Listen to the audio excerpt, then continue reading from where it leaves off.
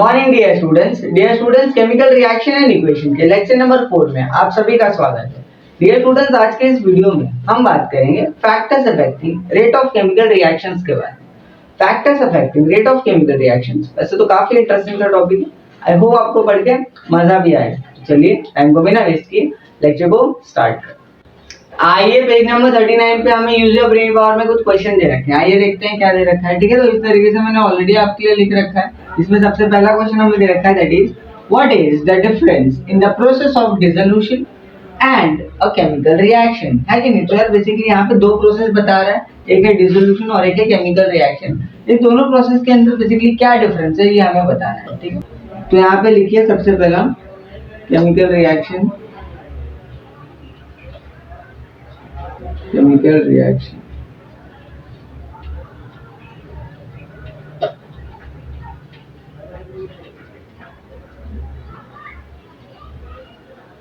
और यहाँ पे लिखिए डिसोल्यूशन। ठीक है, डिसोल्यूशन। दोनों में क्या डिफरेंस है ये समझते हैं, है कि नहीं?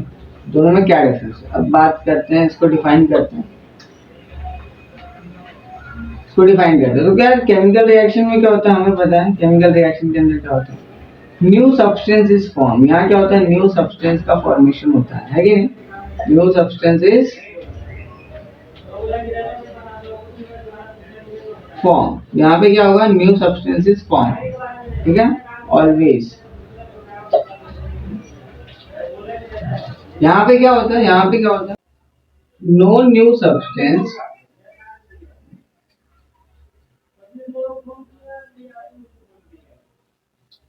Is form.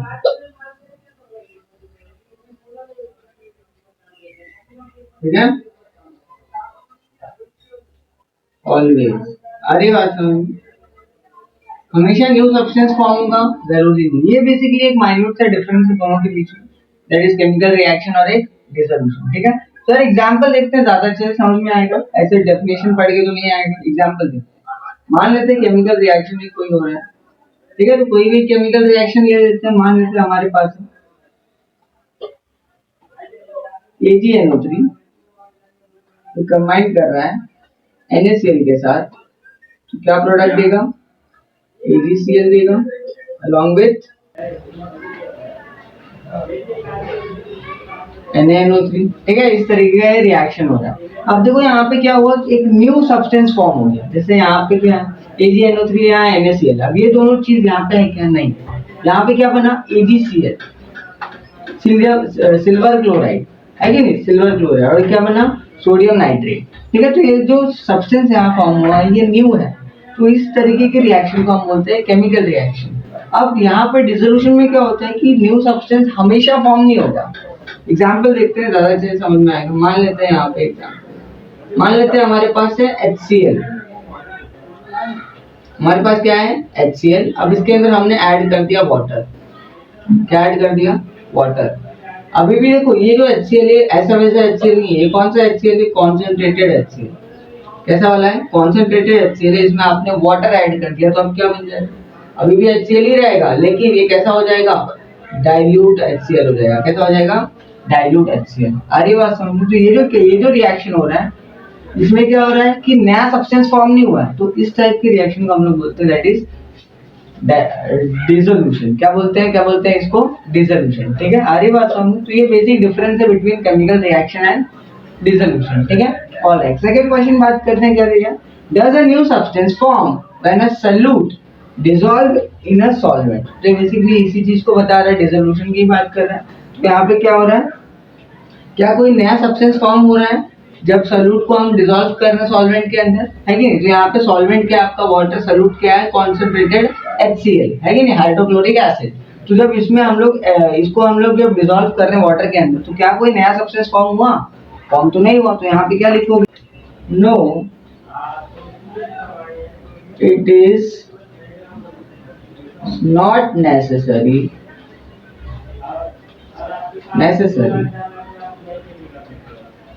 that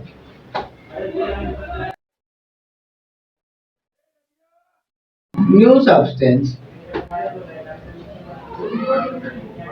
is always formed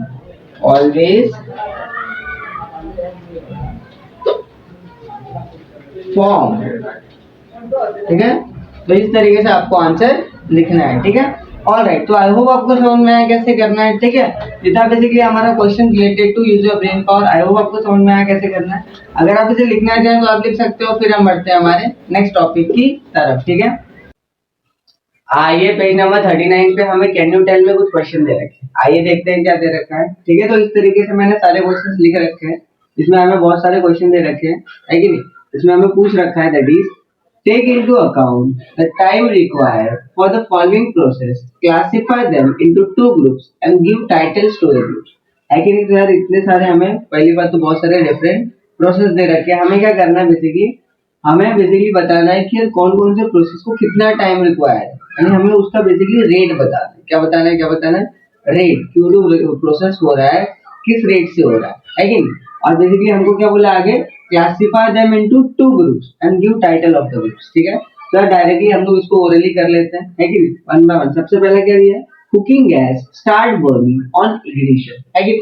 यार हमको पता है यार, जब भी हमारे घर पे जो गैस होता है कि नहीं, उसको जब हम लोग बर्न मतलब इग्नाइट करते हैं, यानी कि मतलब हम लोग जो लाइटर से स्टार्ट करते हैं, बर्न करते हैं, तो इमीडिएटली ऑन द स्पॉट क्या हो जाता है, ग्लो मतलब बर्न करने लगता है कि नहीं, बर्न करने लगता है। तो ये बेसिकली बहुत ही फास्ट प्रोसेस होता है। कौन सा प्रोसेस होता है, फास्ट। तो यहाँ पे क्या लिखोगे, जो रिएक्शन यहाँ ये वाला जो प्रोसेस हो रहा है बहुत ही फास्ट प्रोसेस है। कैसा प्रोसेस, बहुत ही फास्ट, वेरी गुड। नेक्स्ट बात करते हैं, आयन आर्टिकल्स अंडरगोस रस्टिंग। यार ऑब्वियस सी बात है, हमें पता है आयन के जितने भी आर्टिकल्स वगैरह होते हैं, है कि नहीं, एक सर्टेन अमाउंट ऑफ, एक सर्टेन पीरियड ऑफ टाइम के बाद उसमें जंग लगने लगता है, रस्ट फॉर्म होने लगता है कि नहीं। लेकिन यार ये बहुत ही लॉन्ग गोइंग प्रोसेस है, यानी कि इमीडिएटली फॉर्म हो जाएगा, एक या दो दिन में नहीं होता है कि नहीं। आपको एक महीना, दो महीना ऐसा टाइम लगता है, ठीक है। तो बेसिकली यहाँ पे क्या होता है, ये बहुत ही स्लो प्रोसेस है। कैसा प्रोसेस है, बहुत ही स्लो प्रोसेस, ठीक है। इस तरीके से आप क्लासिफाई कर सकते हो। नेक्स्ट बात करते हैं, erosion of rocks takes place to form a soil, है कि नहीं। तो यार बेसिकली यहाँ पे हमें पता है जो सॉइल हमारा बन रहा है वो रॉक के थ्रू ही बनता है कि नहीं। रॉक बहुत साल के बाद क्या होता है, उसमें बहुत सारे केमिकल रिएक्शंस होते हैं, जिसकी वजह से क्या होता है, उसका एक लेयर सॉइल का बनने के लिए कम से कम 200 से मिलियन साल ज्यादा लग जाते हैं। समझ में आ रही बात। तो बेसिकली बहुत सारे, बहुत ही लॉन्ग प्रोसेस है। तो ये भी क्या है, स्लो प्रोसेस है कि नहीं। यहाँ क्या हो रहा है, जो प्रोसेस हो रहा है किस रेट से हो रहा है, बहुत ही स्लो तरीके से हो रहा है। नेक्स्ट बात करते हैं, नेक्स्ट क्या दिया, alcohol is form on mixing yeast in glucose solution under proper conditions. तो है कि नहीं यार, यहाँ क्या बोलना चाह रहे हैं, हम बेसिकली अल्कोहल का फॉर्मेशन कर रहे हैं। कैसे बना रहे हैं, आप यीस्ट को ग्लूकोज सोल्यूशन में मिक्स कर रहे हो, है कि नहीं, एक प्रॉपर सेटअप के अंदर। तो प्रॉपर कंडीशन के अंदर जब आप ऐसा रिएक्शन करोगे, ठीक है, तो जो अल्कोहल है वो फॉर्म होता है, लेकिन यार इमीडिएटली नहीं होगा, इसको भी मतलब थोड़ा सा टाइम कंज्यूमिंग प्रोसेस है। आ रही बात समझ में, ठीक है। तो ये भी क्या है, बहुत ही स्लो प्रोसेस, ठीक है। ऑलराइट, नेक्स्ट बात करते हैं, effervescence is formed on adding baking soda into a test tube containing dilute acid, ठीक है। तो यार यहाँ क्या कहना चाह रहा है, बेसिकली बहुत सारे बबल्स फॉर्म होते हैं जब आप बेकिंग सोडा को डाइल्यूट एसिड के अंदर, आप कोई भी एसिड ले लो, ठीक है, लेकिन डाइल्यूट होना चाहिए। उसके अंदर क्या क्या ऐड कर रहे हो, बेकिंग सोडा ऐड कर रहे हो, ठीक है। तो एफरवेसेंस फॉर्म हो रहा है। एफरवेसेंस मतलब क्या, बहुत सारे बबल्स वहां पे फॉर्म हो रहे हैं, ठीक है। तो बबल्स का फॉर्मेशन हो रहा है। अब यार आपने जैसे ही बेकिंग सोडा आप डाइल्यूट एसिड के अंदर किसी भी डालोगे, मिक्स करोगे, ठीक है, तो वहां पे जो जो रिएक्शन है, वो जो प्रोसेस का जो टाइम है, बहुत ही जल्दी हो जाता है, बहुत ही फास्ट प्रोसेस होता है, ठीक है। तो यहाँ पे क्या लिखोगे, जो रिएक्शन हो रहा है बहुत ही कैसा है, फास्ट है, यानी एब्रप्ट है, ठीक है। ऑलराइट, नेक्स्ट बात करते हैं, a white precipitate is formed on adding dilute sulfuric acid to barium chloride solution, है कि नहीं। तो यहाँ हम क्या कर रहे हैं, हमारे पास बेसिकली डाइल्यूट सल्फ्यूरिक एसिड है, उसको हम लोग ऐड कर रहे हैं बेरियम क्लोराइड के सोल्यूशन के साथ, ठीक है। तो यार यहाँ पे भी क्या होगा, एक केमिकल रिएक्शन टेक्स प्लेस होगा, है कि नहीं। यहाँ पे भी क्या होगा, एक केमिकल रिएक्शन टेक्स प्लेस होगा, और एज अ रिजल्ट ये जो रिएक्शन होगा, ये बहुत ही फास्ट रिएक्शन होता है कि नहीं। यहाँ पे एज अ रिजल्ट में क्या बनता है, आपका एक व्हाइट पीपीटी बनता है, यानी व्हाइट प्रेसिपिटेट बनता है, जो कि होता है बेरियम सल्फेट, ठीक है। इसका रिएक्शन जब आप कराएंगे तो barium sulphate as a white precipitate form होगा, ठीक है। ये जो फॉर्मेशन होता है इसका व्हाइट प्रेसिपिटेट का, तो बहुत ही फास्ट होता है, इतना फास्ट होता है कि बहुत ही लेस अमाउंट ऑफ टाइम लगता है, ठीक है। तो यहाँ पे जो रिएक्शन हो रहा है, यहाँ पे कैसा रिएक्शन हो रहा है, बहुत ही फास्ट हो रहा है। कैसा हो रहा है, फास्ट होना है, ठीक है। तो इस तरीके से आपको सारे रिएक्शंस लिखने हैं, उसका रेट क्या है, कौन से रिएक्शन का क्या रेट है, ठीक है। तो इस तरीके से हमने लिखा है, वो आपको समझ में आया कैसे करना है, ठीक है। अगर आप इसे लिखना चाहें तो आप लिख सकते हो। फिर हम बढ़ते हैं हमारे नेक्स्ट टॉपिक की तरफ, ठीक है। आइए अब हम बात करते हैं हमारे नेक्स्ट टॉपिक के बारे में, that is factors affecting a rate of a chemical reaction के बारे में, ठीक है। तो यार बेसिकली हमारे डे टू डे लाइफ में हम लोग बहुत सारे different variety of chemical reaction देखते हैं, है कि नहीं। तो बेसिकली हमारे डे टू डे लाइफ में बहुत सारे केमिकल रिएक्शन होते हैं।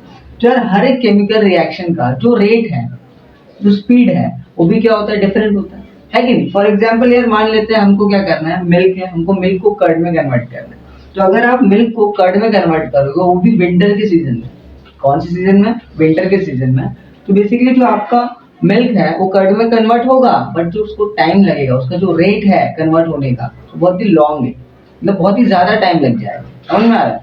जो और वही चीज मतलब आपको मिल्क को ही कर्ड में कन्वर्ट करना है, बट आप वही चीज अगर समर के सीजन में कर रहे हो, कौन सीजन में कर रहे हो, समर के सीजन में, तो बेसिकली वो फटाक से मतलब बहुत ही शॉर्ट अमाउंट ऑफ टाइम में क्या हो जा रहा है, कन्वर्ट हो जा रहा है। तो यार यहाँ पे बेसिकली हमको क्या समझ में आ रहा है कि जो केमिकल रिएक्शन जो है, ठीक है, कुछ कुछ फैक्टर्स पे डिपेंड करता है। कौन कौन से फैक्टर्स हैं, वन बाय वन लिखते हैं, ठीक है, उसको समझते हैं। इसमें सबसे पहला फैक्टर आता है, that is nature of reactant, है कि नहीं, नेचर ऑफ रिएक्टेंट, ठीक है। इस पे बेसिकली हमारा रेट ऑफ केमिकल रिएक्शन बहुत ही ज्यादा डिपेंड करता है।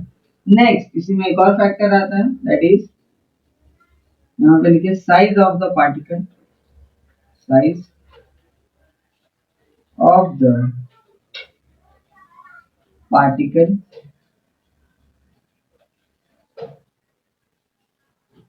Size of the particle of reactant, of reactant, ठीक है। तो रिएक्टेंट के पार्टिकल्स का जो साइज है उस पर डिपेंड करता है। नेक्स्ट नेक्स्ट बात करते हैं, मान लेते हैं नेक्स्ट आता है बेसिकली हमारा कॉन्सेंट्रेटेड, कॉन्सेंट्रेशन। नेक्स्ट क्या आता है, कॉन्सेंट्रेशन ऑफ रिएक्टेंट,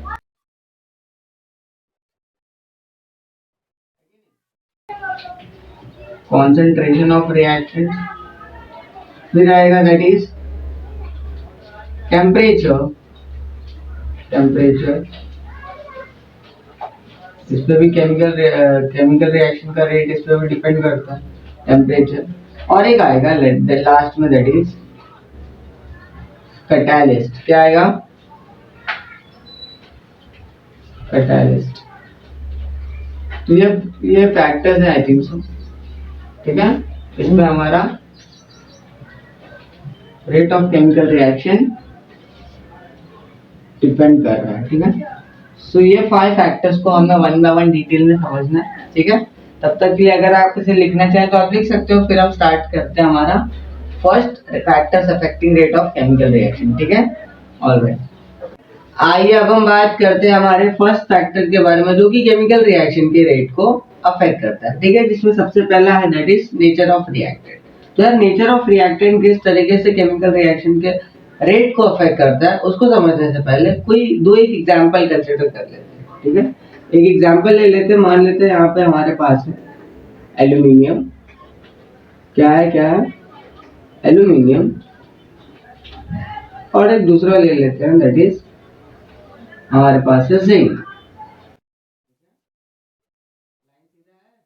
ठीक है। तो सबसे पहला है दैट इज एल्यूमिनियम, नेक्स्ट है हमारे पास जिंक। अब यार यहाँ पे क्या करना है हमें, ये दोनों भी पहली बात तो क्या है, मेटल है कि नहीं। अब दोनों मेटल को हम रिएक्ट करवाएंगे डाइल्यूट हाइड्रोक्लोरिक एसिड के साथ, डाइल्यूट हाइड्रोक्लोरिक एसिड के साथ रिएक्ट करवाएंगे, ठीक है। तो इसमें हमने ऐड कर दिया, क्या ऐड किया, डाइल्यूट हाइड्रोक्लोरिक एसिड,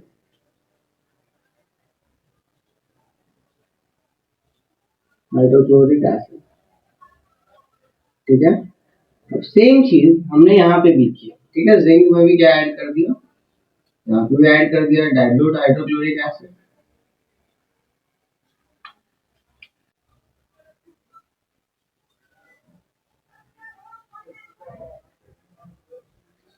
ठीक है। तो इस तरीके से ऐड कर दिया, यहाँ पे सी आएगा, ठीक। ऑलराइट, तो दोनों को बेसिकली किसके साथ ऐड कर दिया, डाइल्यूट हाइड्रोक्लोरिक एसिड के साथ। तो यार जब ऐसा करेंगे हम लोग, तो ऐसा करने पे जो आपका एक चीज यहाँ पे नोटिस किया गया, that is rate of chemical reaction दोनों में अफेक्ट हुआ।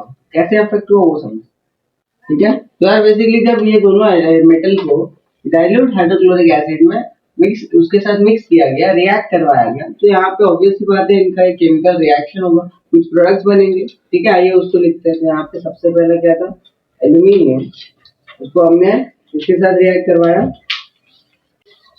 डाइल्यूट HCl के साथ रिएक्ट करवाया, ठीक है। तो प्रोडक्ट क्या बना यहाँ पे, AlCl3 along with H2 gas, ठीक है। इस तरीके से रिएक्शन हुआ। अब सेम चीज इसकी बात करते हैं। तो यहाँ पे क्या किया गया, जिंक है हमारे पास, जिंक, इसको भी रिएक्ट करवाया गया सेम चीज के साथ, that is dilute hydrochloric acid, ये भी डाइल्यूट था, ठीक है। प्रोडक्ट क्या बनना चाहिए, यहाँ पे नोटिस किया गया जो प्रोडक्ट बना that is ZnCl2 along with H2 gas, ठीक है।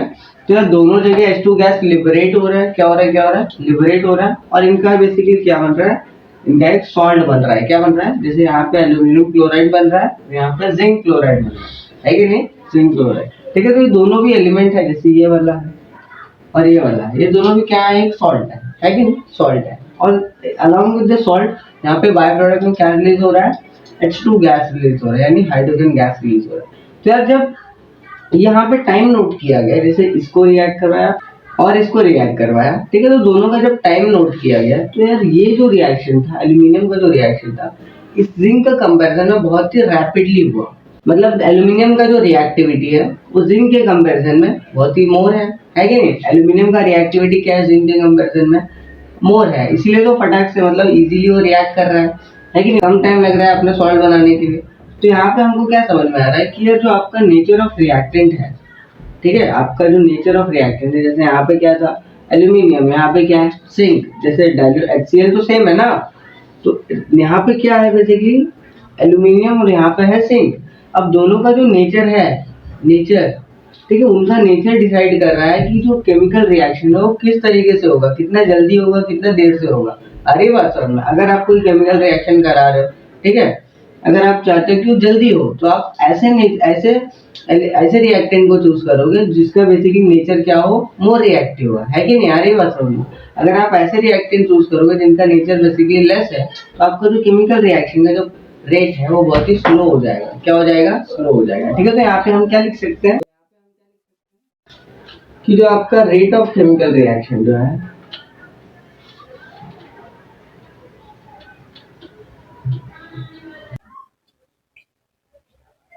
ठीक है, तो जो आपका rate of chemical reaction directly proportional होता है नेचर ऑफ रिएक्टेंट, है कि नहीं, नेचर ऑफ रिएक्टेंट। मतलब अगर आपका nature of reactivity, nature of reactant जो है, ठीक है, हाई होगा, तो आपका रेट ऑफ केमिकल रिएक्शन भी क्या हो जाएगा, हाई हो जाएगा। अगर आपका ये नेचर ऑफ रिएक्टेंट लेस होगा, तो आपका केमिकल रिएक्शन का जो रेट है वो भी क्या हो जाएगा, क्या हो जाएगा, लेस हो जाएगा, ठीक है। तो ये आपको याद रखना है कि नेचर ऑफ रिएक्टेंट पे रेट ऑफ केमिकल रिएक्शन किस तरीके से डिपेंड कर रहा है, ठीक है। आई होप आपको समझ में आया क्या होता है नेचर ऑफ रिएक्टेंट, किस तरीके से वो केमिकल रिएक्शन के रेट को अफेक्ट करता है, ठीक है। अगर आप इसे लिखना चाहें तो आप लिख सकते हो, फिर हम बढ़ते हैं हमारे नेक्स्ट फैक्टर की तरफ, ठीक है। आइए अब हम बात करते हैं हमारे सेकंड फैक्टर के बारे में, जो कि केमिकल रिएक्शन के रेट को अफेक्ट करता है, ठीक है, that is size of particle of reactants, ठीक है। तो इसको समझने से पहले हम लोग एक एक्टिविटी करते हैं, ठीक है, एक्टिविटी दे रखा है उसको समझते हैं। मान लेते हैं हमारे पास एक टेस्ट ट्यूब है, ठीक है, इस तरीके से,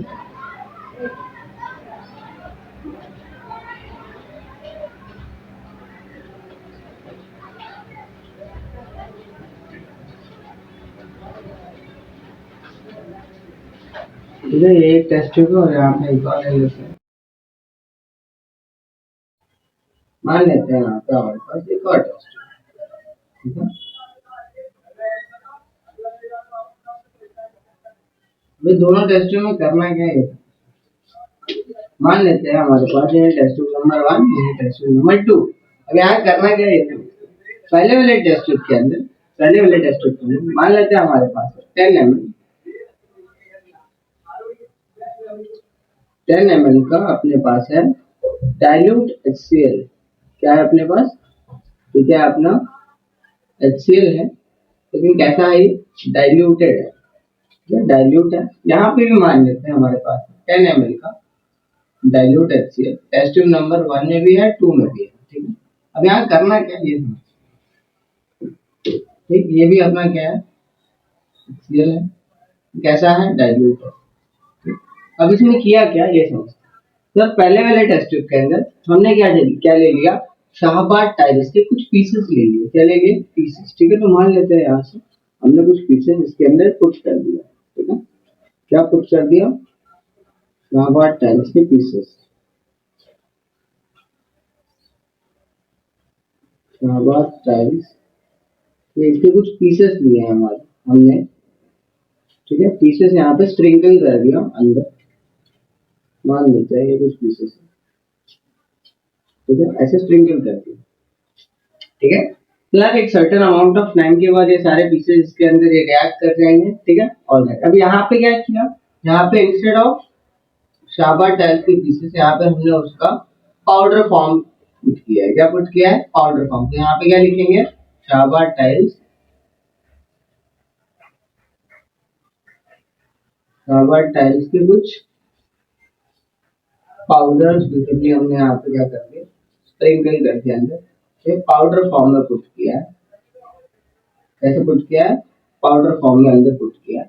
ठीक है, ऑलराइट। तो यहाँ पे कुछ पीसेस हैं और यहाँ पे कुछ पाउडर है। ठीक है, तो यहाँ पे रिएक्शन होगा। क्या होगा? रिएक्शन होगा। कैसे होगा वो?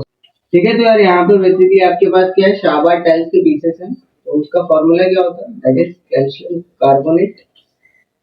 अब ये रिएक्ट कर रहा है किसके साथ? डाइल्यूट HCl के साथ। हमें पता है HCl कैसा है? डाइल्यूट है कि नहीं? ऑलराइट, तो प्रोडक्ट क्या बनेगा ना? Product is very interesting. यहाँ पे क्या प्रोडक्ट बनेगा? कैल्शियम क्लोराइड बन जाएगा, है कि नहीं? Calcium chloride along with water बनेगा, और लास्ट में आपका CO2 गैस रिलीज होगा। CO2 गैस क्या हो जाएगा? रिलीज हो जाएगा। ठीक है, इस तरीके से रिएक्शन होगा। ठीक, ऑलराइट। अब यहाँ पे भी बात करते हैं, यहाँ पे भी सेम रिएक्शन होगा क्योंकि शाहबाद टाइल्स ही है कि नहीं? पाउडर फॉर्म में तो क्या दिक्कत है कि नहीं? तो यहाँ पे भी क्या बनेगा? वही आपका कैल्शियम कार्बोनेट रिएक्ट करेगा HCl के साथ, लेकिन HCl है डाइल्यूट के फॉर्म में। प्रोडक्ट क्या बनेगा? सेम प्रोडक्ट बनेगा, that is calcium chloride along with H2O, और लास्ट में आपका CO2 एफलोरेसेंस। ठीक है, CO2 रिलीज हो जाएगा। ठीक है, ऑलराइट। ठीक है, तो इस तरीके से रिएक्शन है, दोनों भी क्या है? दोनों का रिएक्शन सेम है। ठीक है, बट यहाँ पे डिफरेंस कहाँ पे आएगा? डिफरेंस आएगा बेसिकली इनके रेट में। डिफरेंस कहाँ पे आएगा? रेट ऑफ केमिकल रिएक्शन में डिफरेंस आएगा। क्यों? क्योंकि यहाँ पे जो पीसेस हैं उनका साइज बहुत ही बड़ा है कंपेयर टू पाउडर। ठीक है, तो यार अभी यहाँ पे हमको समझ में आता है कि पीसेस जो है इसको डिसॉल्व होने में ज्यादा टाइम लगेगा कंपेयर टू पाउडर। पाउडर जो है इजीली क्या हो जाएगा? डिसॉल्व हो जाएगा, है कि नहीं? ऑलराइट, तो यार अगर ये इजीली डिसॉल्व होगा, पहले डिसॉल्व होगा, तो इसका जो रिएक्शन है बहुत ही जल्दी हो जाएगा, फास्ट हो जाएगा। अब इसको डिसॉल्व होने में टाइम ज्यादा लगेगा, तो इसका केमिकल रिएक्शन यानी इसका प्रोडक्ट बनने में भी टाइम लगेगा। आ रही बात समझ में? ठीक है, तो यार केमिकल रिएक्शन इस पे हमें कैसे समझ में आ रहा है कि जो आपका size of the particle of reactant है ये भी बेसिकली क्या कर रहा है? आपकी रेट ऑफ केमिकल रिएक्शन को अफेक्ट कर रहा है। ठीक है, तो किस तरीके से अफेक्ट कर रहा है उसके लिए यहाँ पे नोट लिखते हैं। ठीक है, यहाँ पे हमको समझ में आ रहा है that is rate of chemical reaction, rate of chemical reaction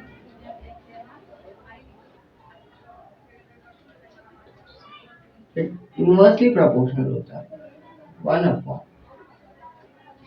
size of particle. Again size of particle of reactant. बोल सकते हैं ऐसा? यस और नो? बिल्कुल बोल सकते हैं। ठीक है, तो यहाँ पे हमको समझ में आ रहा है जो आपका केमिकल रिएक्शन का जो रेट है इस पर डिपेंड कर रहा है। किस पर डिपेंड कर रहा है? Size of particle of reactant पर डिपेंड कर रहा है। ठीक है, तो इस तरीके से आप क्या कर सकते हो? लिख सकते हो। ठीक है, अगर आपका साइज ज्यादा होगा तो आपका केमिकल रिएक्शन का रेट क्या हो जाएगा? कम हो जाएगा। अगर आप साइज को कम कर दोगे तो आपका जो बेसिकली रिएक्टिविटी का जो केमिकल रिएक्शन का जो रेट है दैट विल बी इंक्रीज। अरे बात समझ में? वही चीज यहाँ पे हो रहा है। ठीक है, ऑलराइट। अगर आप इसे लिखना चाहें तो आप लिख सकते हो। फिर हम बढ़ते हैं हमारे नेक्स्ट फैक्टर की तरफ। ठीक है, आइए अब हम बात करते हैं हमारे नेक्स्ट फैक्टर के बारे में, that is concentration of the reactant. ठीक है, तो यार बात करते हैं किस तरीके से concentration of the reactant affect करता है केमिकल रिएक्शन के रेट को। ठीक है, सर इसको भी एग्जांपल के थ्रू समझेंगे, है कि नहीं। तो यहाँ पे मान लेते हैं हमारे पास फिर से एक टेस्ट ट्यूब है, वही हमारा पिछला वाला टेस्ट ट्यूब। तो यार इस बार यहाँ पे क्या करेंगे, इसके अंदर फिर से हमारा क्या रहेगा, इसके अंदर इस बार रहेगा दैट इज HCl। ठीक, HCl रहेगा। ठीक है, इसके अंदर अभी क्या है, HCl है हमारा, वही डाइल्यूट वाला। ठीक है, ऑलराइट। नेक्स्ट एक और एग्जांपल लेंगे टेस्ट ट्यूब का। सेकंड टेस्ट ट्यूब में क्या लिया है, HCl लिया है, लेकिन इस बार कॉन्सेंट्रेटेड HCl लिया है। कैसा लिया है, कॉन्सेंट्रेटेड HCl लिया है। इसका मतलब क्या होगा कि कॉन्सेंट्रेटेड HCl क्या करेगा, तो समझते हैं। ठीक है, ऑलराइट। तो यहाँ पे क्या ले लिया, कॉन्सेंट्रेटेड HCl ले लिया। ठीक है, ऑलराइट। तो ऊपर क्या लिया, कॉन्सेंट्रेटेड वन लिया। ऑलराइट, तो इस तरीके से आपको दो रेशियो दे रखे हैं। अब करना क्या है ये समझ। तो यहाँ से ऊपर से हमने यहाँ पे डिप कर दिया कैल्शियम कार्बोनेट के पार्टिकल्स, यहाँ पे कुछ हमने डाल दिया अंदर। सेम चीज यहाँ पे कैल्शियम कार्बोनेट के पार्टिकल्स डाल दिए। ठीक है, कैल्शियम कार्बोनेट के पार्टिकल अंदर डाल दिए। तो रिएक्शन कैसे होगा, रिएक्शन कैसे होगा, रिएक्शन लिखते हैं ज्यादा अच्छे से समझ में आएगा। ठीक है, तो यहाँ पे रिएक्शन होगा that is calcium carbonate combine करेगा HCl के साथ, लेकिन ये HCl है डाइल्यूट। ठीक है, डाइल्यूट मतलब क्या, ये बहुत ही लेस अमाउंट में प्रेजेंट है। ठीक है, ऑलराइट। नेक्स्ट, ठीक है, नेक्स्ट प्रोडक्ट क्या बनेगा, वही अपना पहले जैसा CaCl2 along with H2O, last में क्या लिबरेट होगा, CO2 गैस। ठीक, ऑलराइट। नेक्स्ट बात करते हैं, यहाँ पे भी सेम रिएक्शन होने वाला है, that is calcium carbonate combined with HCl। now this is interesting, यहाँ पे concentrated है, इस बार डाइल्यूट नहीं है। ठीक है, तो यहाँ पे डिफरेंस होगा, क्या होगा बताते हैं। यहाँ पे क्या बनेगा, कैल्शियम क्लोराइड ही बनेगा along with H2O, लास्ट में क्या लिबरेट हो जाएगा, CO2 गैस। ठीक है, पर यहाँ पे भी तो रिएक्शन है ऑलमोस्ट कम्प्लीटली सेम ही है कि नहीं, दोनों की रिएक्शन क्या है, सेम है, बट डिफरेंस कहाँ आ रहा है वो बात कर। तो यहाँ पे क्या हो रहा है, कैल्शियम कार्बोनेट रिएक्ट कर रहा है आपका डाइल्यूट HCl के साथ, और यहाँ पे कैल्शियम कार्बोनेट रिएक्ट कर रहा है कॉन्सेंट्रेटेड HCl के साथ। तो यार चांसेस किसका ज्यादा है कि यार कौन जल्दी बनेगा, ऑब्वियसली बात है कॉन्सेंट्रेटेड वाला जल्दी बनेगा। अब ऐसा क्यों हो रहा है, एग्जाम्पल कंसिडर करते हैं। मान लेते हैं हमारे पास एक बॉक्स है, ठीक है, बॉक्स में 100 व्हाइट बॉल्स है और 20 रेड बॉल्स है। तो किसका चांस, आपने अगर रैंडमली हाथ अंदर डाल दिया तो यार किसका चांसेस है कि आपके हाथ में कौन सा बॉल आएगा, है कि नहीं, ऑब्वियसली बात है चांसेस ज्यादा है व्हाइट बॉल आने का। तो इट इज लाइक दैट। तो यहाँ पे कॉन्सेंट्रेटेड HCl है, इसका मतलब क्या कि जो आपका कैल्शियम कार्बोनेट है इजीली इसके साथ रिएक्ट कर लेगा, पहले ये फाइंड कर पाएगा HCl को और जल्दी क्या बन जाएगा, प्रोडक्ट बना देगा कंपेयर टू डाइल्यूट HCl के साथ, क्योंकि इसका जो अमाउंट है HCl का फाइंड करने का बहुत ही लेस है। आ रही बात समझ, ठीक है। तो इस तरीके से आपको जो ये रेट ऑफ केमिकल रिएक्शन है उसको अफेक्ट करता है। तो यहाँ पे नोट क्या लिख सकते हैं हम लोग, दैट इज, ठीक है, तो किस तरीके से डिपेंड कर रहा है रेट ऑफ केमिकल रिएक्शन। ठीक है, ऐसा rate of chemical reaction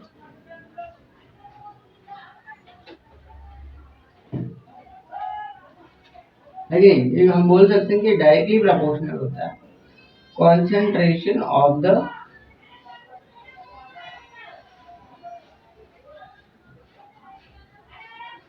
reactant.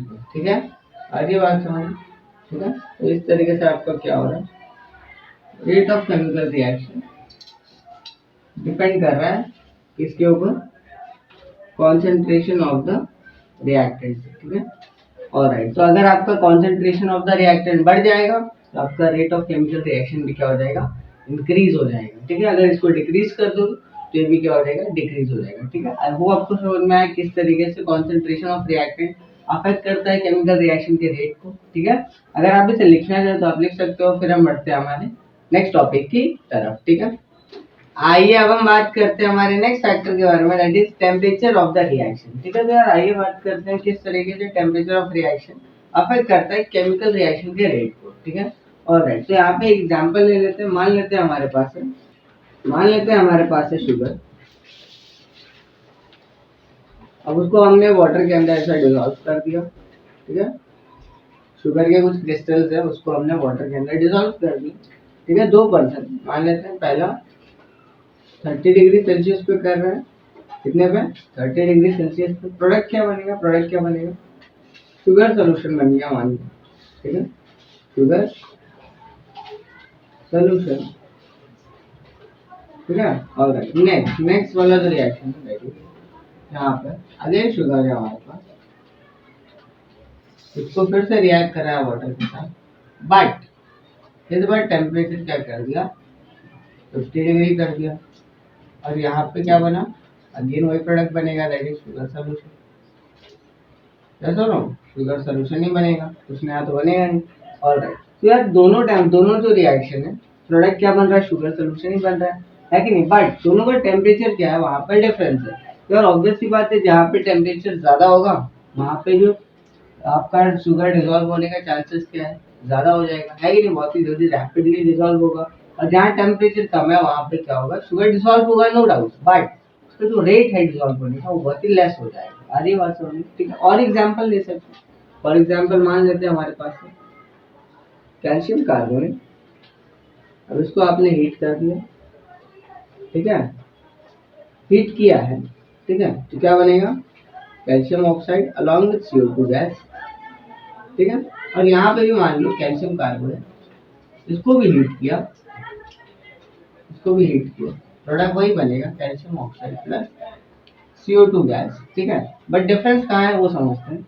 इसको मान लो आपने ले लिया 20 डिग्री सेल्सियस पे, आप 20 डिग्री पे हीट कर रहे हो, बट इधर पे आपने मान लो ले लिया 40 डिग्री सेल्सियस।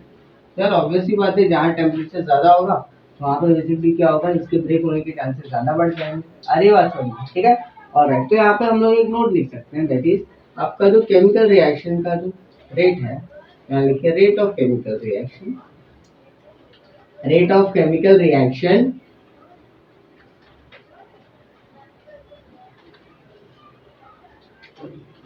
है कि नहीं, ये किसके लिए डायरेक्टली प्रोपोर्शनल होता है, हमारा टेम्परेचर ऑफ द रिएक्शन, है कि नहीं, टेम्परेचर ऑफ द रिएक्शन, ठीक है। इस तरीके से आपको ये लिखना है, ठीक है। ऑलराइट, तो आई होप आपको समझ में आ गया कैसे करना, ठीक है। ऑलराइट, तो यार यहाँ पे हमको समझ में आया कि टेम्परेचर ऑफ द रिएक्शन किस तरीके से केमिकल रिएक्शन के रेट को अफेक्ट कर रहा है, ठीक है। ऑलराइट, तो आई होप आपको समझ में आया कैसे करना है। अगर आप इसे लिखना चाहें तो आप देख सकते हो। फिर हम बढ़ते हैं हमारे नेक्स्ट फैक्टर की तरफ, ठीक है। आइए अब हम बात करते हैं हमारे नेक्स्ट फैक्टर के बारे में, दैट इज कैटलिस्ट, ठीक है। तो यार समझेंगे हम लोग कि कैटलिस्ट किस तरीके से हमारे केमिकल रिएक्शन के रेट को अफेक्ट करता है, ठीक है। तो यार सबसे पहले इसको डिफाइन करते हैं कि कैटलिस्ट होता क्या है कि नहीं। उसके बाद समझेंगे हमारे एक एग्जाम्पल के थ्रू। तो इसको डिफाइन करते हैं, कैटलिस्ट होता क्या है कि the substance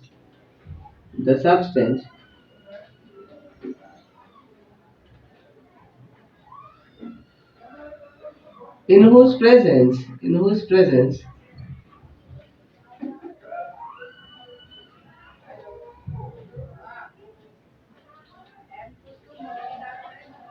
the rate of a chemical reaction the rate of a chemical reaction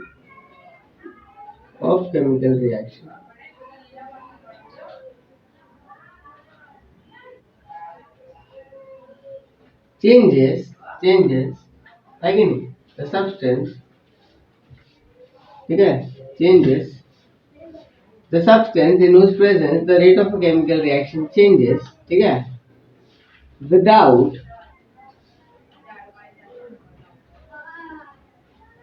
any chemical change to it, ठीक है। तो इस तरीके से हमारा डेफिनेशन है, chemical change to it is called as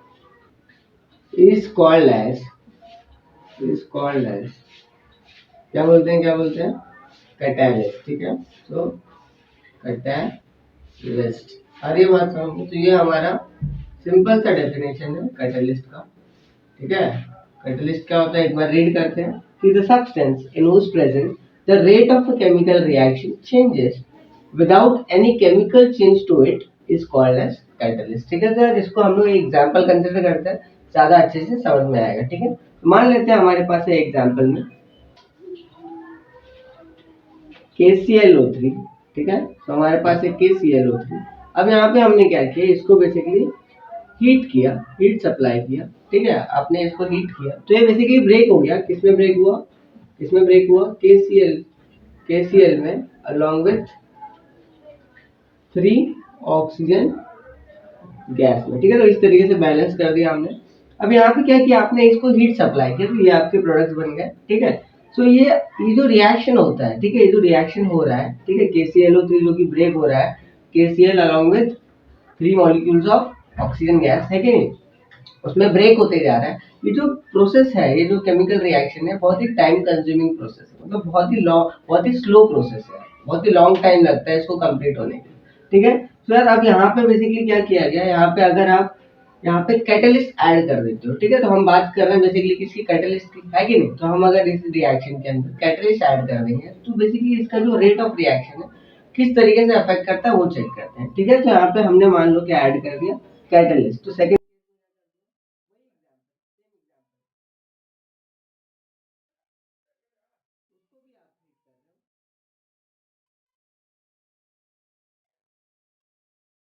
product भी सेम बन रहा है कि नहीं। बट यहाँ पे आपने कैटलिस्ट क्या यूज कर लिया, दैट इज मैंगनीज ऑक्साइड। क्या यूज कर लिया, मैंगनीज ऑक्साइड, उसका केमिकल फॉर्मूला है दैट इज MnO2। ठीक है, मैंगनीज ऑक्साइड। अब यहाँ पे क्या किया आपका, ये जो है मैंगनीज ऑक्साइड, ये एज ए यहाँ पे कैटलिस्ट एक्ट कर रहा है। कैटलिस्ट क्या करेगा, ये बेसिकली केमिकल रिएक्शन में खुद पार्टिसिपेट नहीं कर रहा है। देखो आपको यहाँ पे पूरा पूरे रिएक्शन के अंदर कहीं पे भी मैंगनीज ऑक्साइड यहाँ पे नहीं दिया है कि नहीं, दिया है क्या, नहीं दिया।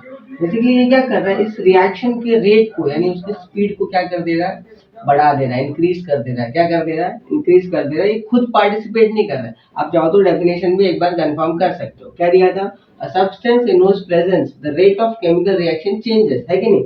यहाँ पे बेसिकली क्या है, इसका रेट जो है ये वाले रिएक्शन का बहुत ही स्लो था।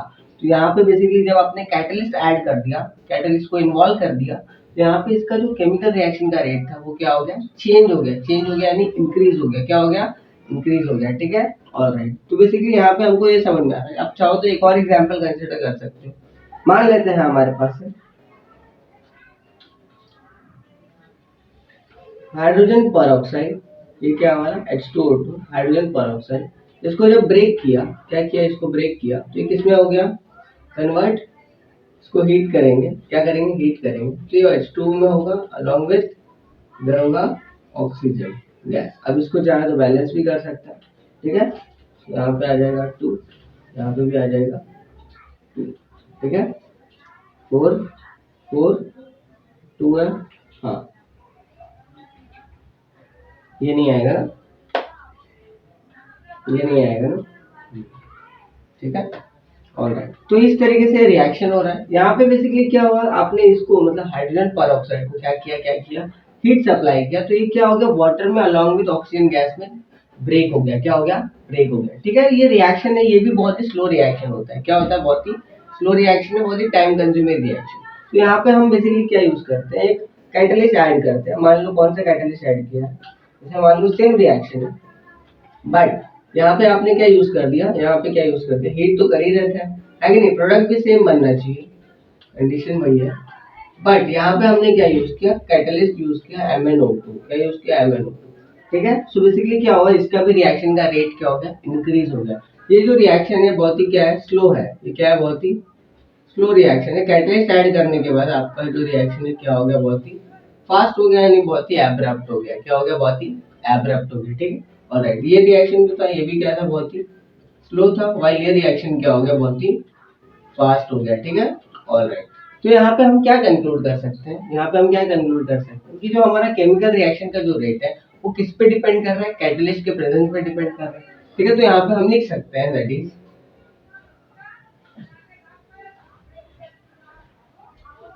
rate of chemical reaction, rate of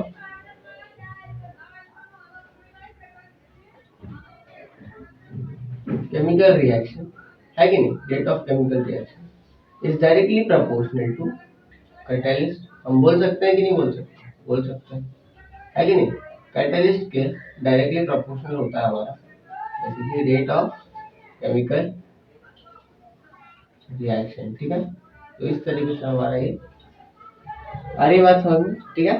मतलब अगर आप किसी भी मतलब रिएक्शन के अंदर कैटलिस्ट ऐड कर दोगे तो क्या कर देगा, उस रिएक्शन का जो रेट है उसको इंक्रीज कर देगा, यानी स्पीड अप कर देगा। अरे बात समझ, वो खुद इन्वॉल्व नहीं होगा। अब यहाँ आपके मन में एक क्वेश्चन आ सकता है, जैसे यहाँ पे MnO2 है, यहाँ पे भी MnO2 है कि नहीं।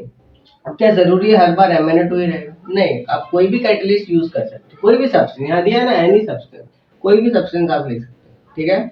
ऑलराइट, तो इस तरीके से था बेसिकली हमारा ये कैटलिस्ट का कंसेप्ट। आई होप आपको समझ में आया किस तरीके से कैटलिस्ट केमिकल रिएक्शन के रेट को अफेक्ट कर रहा है, ठीक है। अगर आप इसे लिखना चाहें तो आप लिख सकते हो। फिर हम बढ़ते हैं हमारे नेक्स्ट टॉपिक की तरफ, ठीक है। ऑलराइट डियर स्टूडेंट्स, आज की क्लास में इतना ही। आज की क्लास में हमने बात किया factors affecting rate of chemical reactions के बारे में, और उससे पहले हमने सॉल्व किए कुछ questions related to use of brain power. I hope आपको सारे कंसेप्ट समझ में आए होंगे, ठीक है। अगर आपको समझ में नहीं आया तो आप नीचे कमेंट सेक्शन में पूछ सकते हो। अगर आपको वीडियो अच्छा लगा आप लाइक कर सकते हो, शेयर कर सकते हो और सब्सक्राइब भी कर सकते हो, ठीक है। अब नेक्स्ट वीडियो में हम बात करेंगे रेडॉक्स रिएक्शन के बारे में। किसके बारे में? रेडॉक्स रिएक्शन के बारे में, ठीक है। तब तक के लिए थैंक यू।